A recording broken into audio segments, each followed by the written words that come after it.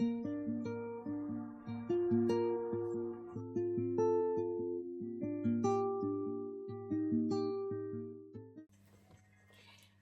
back to Bible News. Today I'll be reading Genesis chapter 2. And so the whole universe was completed. By the seventh day, God finished what he had been doing and stopped working. He blessed the seventh day and set it apart as a special day because by that day, he had completed his creation and stopped working. And that is how the universe was created. When the Lord God made the universe, there were no plants on the earth and no seeds had sprouted because he had not sent any rain. And there was no one to cultivate the land. But water could come up from beneath the surface and water the ground. Then the Lord God took some soil from the ground and formed a man out of it. He breathed life-giving breath into his nostrils, and the man began to live.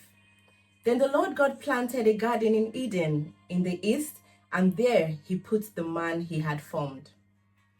He made all kinds of beautiful trees grow there and produce good fruit.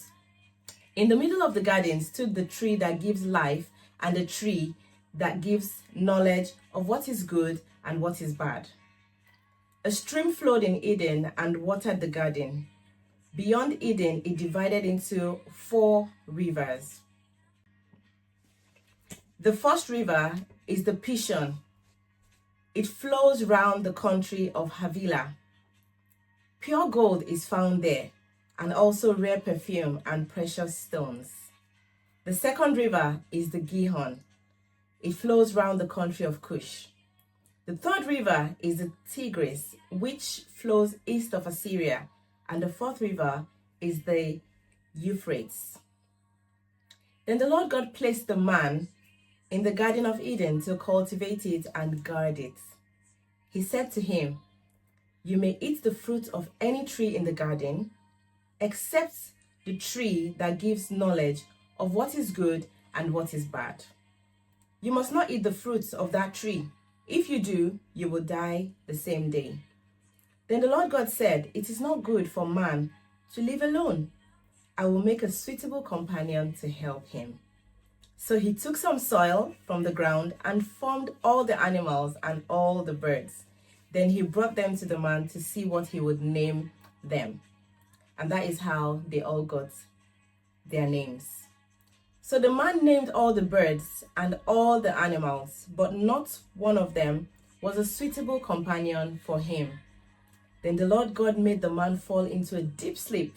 And while he was sleeping, he took out one of the man's ribs and closed up the flesh.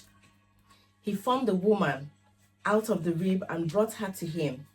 Then the man said, "At last, here is one of my own kind, bone taken from my bone and flesh from my flesh.